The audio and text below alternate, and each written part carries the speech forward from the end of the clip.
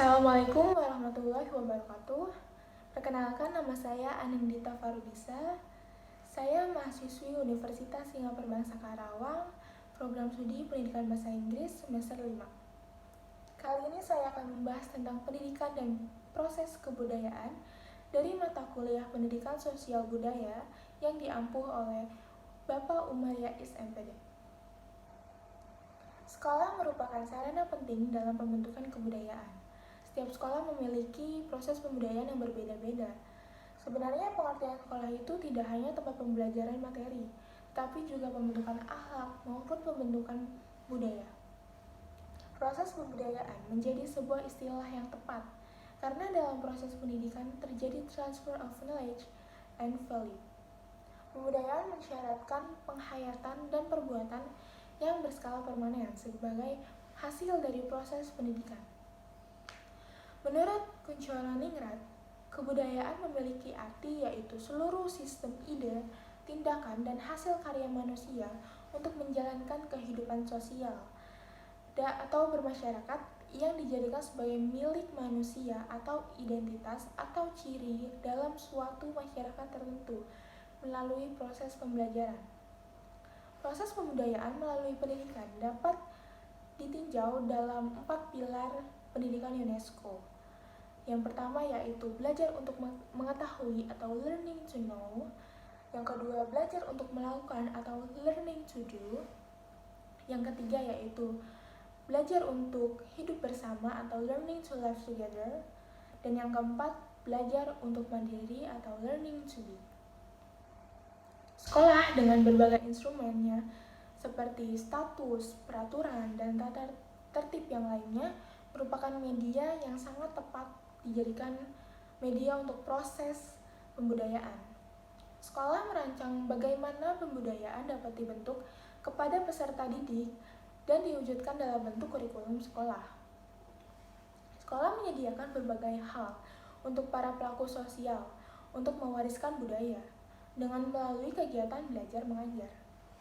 Sekolah menyediakan fasilitas-fasilitas penunjang seperti laboratorium, perpustakaan, buku, dan lain sebagainya guna mempermudah memvisualisasikan dengan budaya sekolah.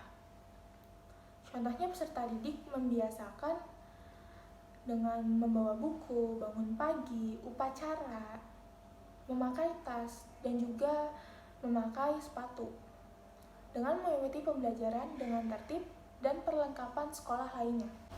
Di sekolah, guru menempati status sosial sebagai general others, dan generasi baru adalah peserta didik yang memberikan penghormatan kepada agen yang mewarisi budaya. Kegiatan belajar mengajar dijadikan oleh peserta didik sebagai momen untuk menginternalisasikan kebudayaan yang diwarisi oleh pendahulunya.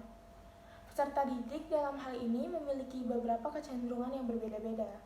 Ada peserta didik yang secara akademik memiliki kecenderungan dalam bidang sains, beberapa peserta didik juga yang lainnya kecenderungannya dalam bidang linguistik dan lain sebagainya.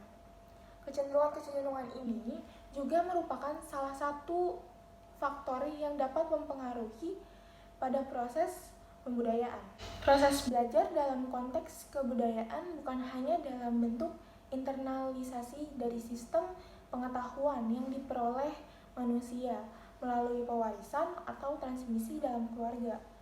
Lewat sistem pendidikan formal di sekolah atau lembaga pendidikan formal lainnya, melainkan juga diperoleh melalui proses belajar dari berinteraksi dengan lingkungan alam maupun lingkungan sosialnya.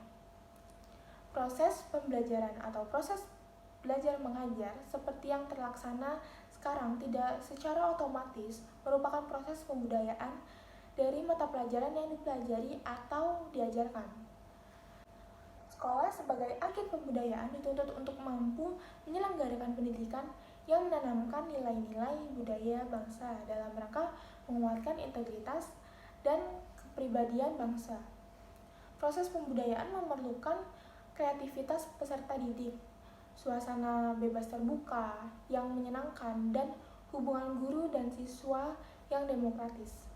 Dalam budaya top-down, peserta didik juga akan membudayakan suasana serba diatur, sehingga prakarsa dan rasa tanggung jawabnya tidak berkembang.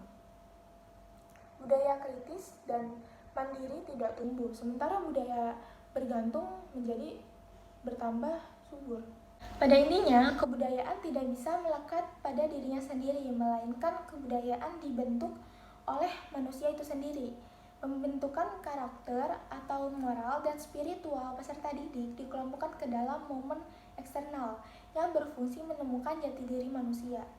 Melalui lembaga pendidikan seperti sekolah, mereka melaksanakan tugas dalam kegiatan belajar mengajar yang mana di dalamnya diisi dengan penanaman nilai dan moral sosial yang berlaku di masyarakat, sehingga budaya yang telah dimiliki dapat diwariskan kepada peserta didik. Proses pembudayaan dalam pendekatan transfer pengetahuan yang dilakukan guru dapat melalui media pembelajaran sebagai suatu strategi yang mampu menumbuhkan daya kreativitas peserta didik dan juga nalar berpikir peserta didik sehingga mereka mampu mengimplementasikan di dalam kehidupan bermasyarakat. Sekian dari bahasan yang saya sampaikan. Bila ada kata-kata yang kurang berkenan atau salah, mohon dimaafkan. Wassalamualaikum warahmatullahi wabarakatuh.